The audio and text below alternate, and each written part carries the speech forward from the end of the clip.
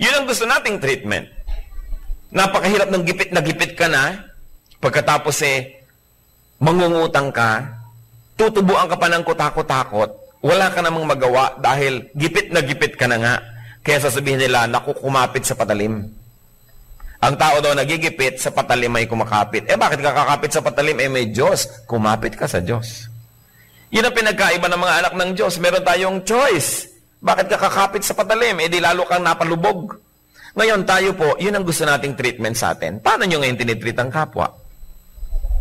Nangangailangan sila. Lalo mo ba siyang gigipitin? Lalo't may property siya na gustong-gusto mo, yung ba ang pupuntiryahin mo na, o sige, yun na lang ibayad mo kahit na luging-lugi na siya sa transaksyon? Nagkamali siya, gusto natin agad siya ay i-judge. Kinapos siya, ang gusto natin agad siya ay singilin.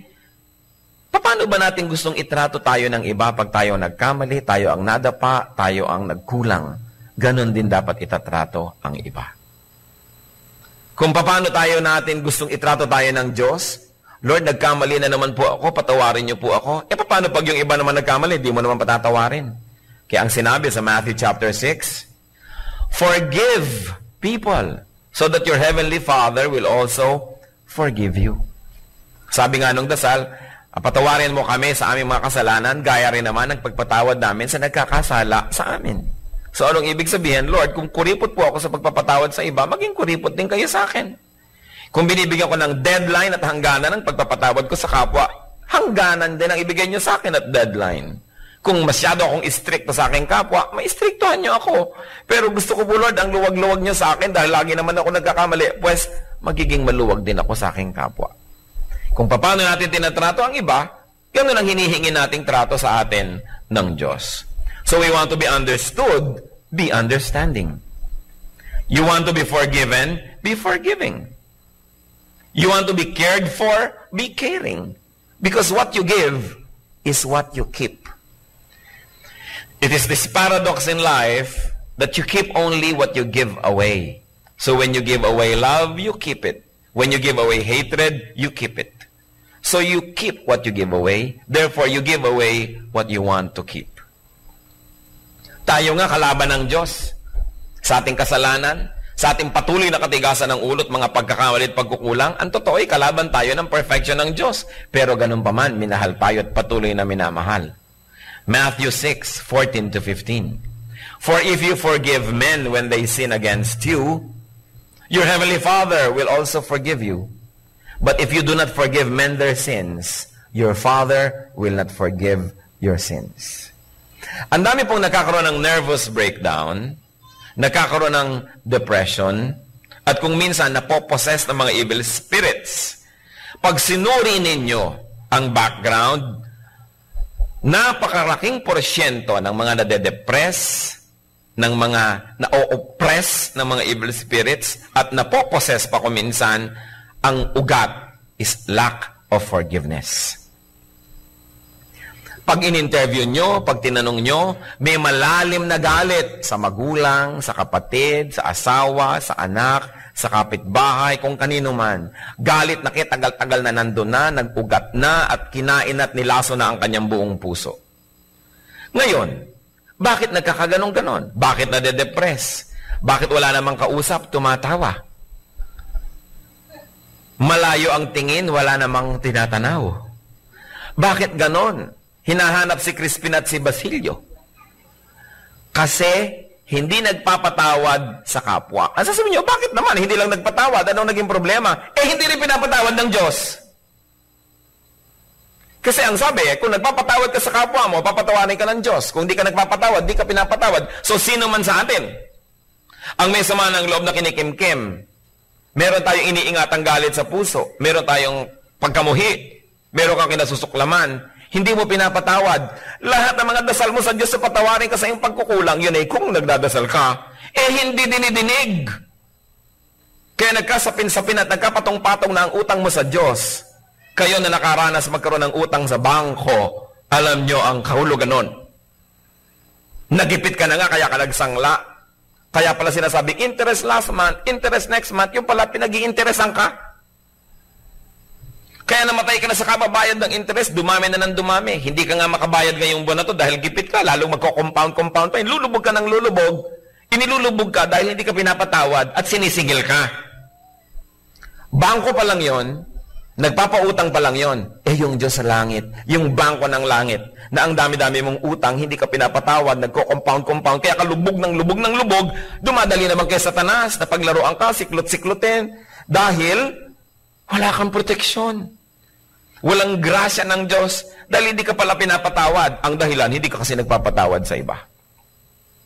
Kaya yung maraming mga causes ng sobrang psychological and emotional illnesses is bitterness, lack of forgiveness. Una, pag hindi ka nag-forgive sa kapwa, nalugi ka dahil hindi kayo naging friendly. Nalugi ka dahil yung pwede niyang tulong na ibigay sa'yo, hindi niya naibigay. Yung sayang pwedeng ibigay niya, hindi niya naibigay. At yung gusto mong ibigay sa kanyang pagmamahal, hindi mo rin naibigay. Nakikimkim na hihirapan ng loob mo. Pero may mas malaking lugi. Kasi yung hindi natin pagpapatawad sa iba, hindi tayo napapatawad ng Diyos. Dami ng dami, dami ng dami. So para ba yung sinasabi mo na, humihingi naman ako ng tawad pero pinapatawad ka ba? Sinabi na nga if you do not forgive men their sins, your Father will not forgive your sins. Lumalaki lang lalo ang utang, parang naisubukan nyo, may utang kayo sa bangko, ang laki-laki na, kahit maghulog kayo ng konti, tas hindi nyo na ituloy-tuloy, wala, kinain lang nung dating utang nyo yung naihulog nyo, na wala rin. Gaano karami ang utang natin sa Diyos? Baka naman dasal kayo ng dasal araw-araw, patawarin niyo po ako sa pagkakamali ko kahapon, kanina. Akala niyo nga napatawad dahil meron pala tayong hindi pinapatawad. Tatandaan niyo ito, verse 15, Matthew 6. If you do not forgive men their sins, your Father will not forgive your sins. And this is Jesus saying it. Kaya mahalagang mahalaga, magpatawad tayo dahil tayo'y banal. At kung hindi naman tayo talaga ganong kabanal, magpatawad tayo dahil tayo'y wise. Dahil kung hindi tayo nagpapatawad, we burn the bridge over which we too must pass. Sa kahigpitan mo sa kapwa, ayaw mong paraanin, sinunog mo ang tulay, pati ikaw, hindi ka lang madaanan. And it is the bridge of forgiveness that we all need. So kung ano sa prayer, ganun din sa ibang larangan. No? Pag tayo nagpapatawad, pag tayo gumagawa ng mabuti, nagiging mabuti ang nangyayari sa atin. Luke 6:35-36. But love your enemies. Do good to them. And church, listen. And lend to them without expecting to get anything back. Then your reward will be great. And you will be sons of the Most High, because He is kind to the ungrateful and wicked. Be merciful, just as your Father is merciful. Napakalalim naman ng Christianity. Napakalalim naman ni Jesus sa kanyang mga ipinagtuturo na ito. Love your enemies, do good to them. Pahiramin daw ng walang inaasahang bayad yung mga nangangailangan na mga kaaway. Can you imagine kaaway? So, edi lugi ako, lugi ka sa earth. Pero your reward will be great. At ano yung reward na yon? You will be called the sons of the Most High. Therefore, lahat ng ipapamana ng Diyos sa kanyang mga anak, lahat ng inireserba niyang blessing sa kanyang mga anak, ay mapapasayo. Nalugi ka lang sa taong ito, pero panalo ka naman sa ibinigay ng heaven, kaya hindi ka talaga lugi. Sabi na, be practical. Yes, we should be practical. Sundin niyo ang Diyos kasi siya ang practical. Akala ng iba kasi ang maging practical, maging tuso, lamangan mong kapwa mo, practical ka nun. Sa palagay niyo ba, itong itinuturo ni Lord, hindi pwedeng i-practice as in practical, pwedeng ma-practice? Pwede. Nauna na nga siya. Ang daming kasalanan ng tao laban sa Diyos, anong ginawa ng Diyos? Siya ang nagkatawang tao, binayaran pa yung kasalanan ng mga tao, para yung mga tao ay wag nang singilin at mailigtas niya. Kaya pag nagpaligtas ka kay Jesus, ligtas ka na. Pinabayaran mo sa kanya yung utang mo, bayad na. Practical. It can be done, it can be practiced. Why? Because God is merciful. Mahabagin. God is just. But God is merciful as well. Kaya sabi kayo, para matawag ng mga anak ng Diyos, dapat kayo mahabagin. Kasi ang ama nyo ay mahabagin. Yung kasing concept ng ama, ibig sabihin, genetically speaking, kung ugali ng magulang mo, ugali mo, yung korte ng noo niya, korte ng noo mo, kasi magulang mo yan. So kung yung magulang mo sa langit, mahabagin, di dapat mahabagin ka rin. At pag nagiging mahabagin ka na, nagbibigay ka sa hindi makakapagbayad, natatawag na, oo nga, anak nga yan ng Diyos. Kasi nga ang Diyos nagbigay sa mga tao na kahit ano naman ang gawin ng tao, di rin niya kayang magbayad. Kung tayo nagbibigay lang sa nagbabayad, di ganon din ang gagawin ng Diyos sa atin. Di hindi tayo bibigyan kasi hindi naman natin kaya magbayad. Alam niyo kung bakit marami mga tao ay napakahigpit ng buhay, parang sikip-sikip ng mundo? Kasi ang sikip din nila tang higpit sa iba. Bakit lagi nalang kapos? Kasi wala nang ginawa nga, kundi wise na lang yung kapwa, lamangan ng lamangan. Ang ending, wala rin.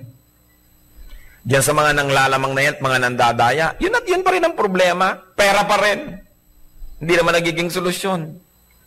Kasi, kung anong ginagawa natin sa kapwa, yun ang ginagawa nating pamantayan para ganon din ang gawin ng Diyos sa atin. So, maluwag ka sa kapwa, lumuluwag sa iyo ang Diyos. Pero hindi ka maluwag, hindi rin maluwag sa iyo ang Diyos. Lahat ng ginagawa natin sa tao na hindi kayang magbayad, Diyos ang nagbabayad. So, nagbigay ka sa mahirap, walang ibigay sa'yo, Diyos ang nagbibigay sa'yo. So, teka, nasaan ang ibinigay ng Diyos? Ang dami ko nang binigyan, hindi pa ako binibigyan ng Diyos. Ang dami ko nang binigyan ng mahirap. Saan galing yung ibinigay mo to begin with? Di ba sa Diyos? Na-advance na. Pagkatapos, kumisan, bibigyan ka pa ng dagdag.